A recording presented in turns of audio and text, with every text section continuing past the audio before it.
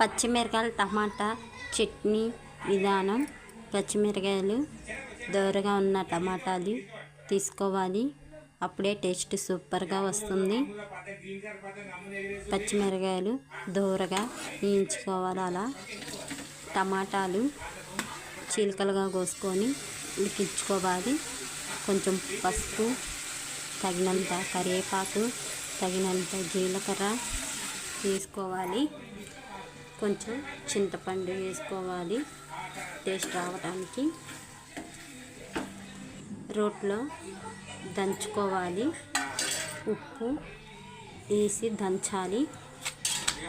మా తాతయ్య మా అమ్మమ్మ గారు మాకు అలా దంచి పెట్టేవారు. కానీ ఇప్పుడు పిల్లలకి మిక్సీలో వేసి పెడుతున్నారు, ఆ టేస్ట్ అస్సలు రావటం లేదు. రోట్లో వేసి దంచి చట్నీ తినండి, సూపర్గా ఉంటుంది. మీరు ట్రై చేయండి. ఎల్లిపాయలు వేసి దంచాలి.